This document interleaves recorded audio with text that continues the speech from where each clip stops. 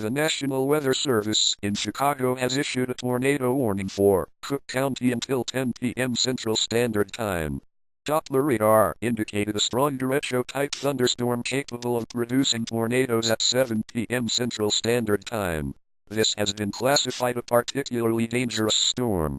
If you are in a car or trailer, abandon it and get to a ditch in the ground. If you are inside the warning area, take cover immediately. This concludes this broadcast of the Emergency Alert System. Have a good evening and don't die.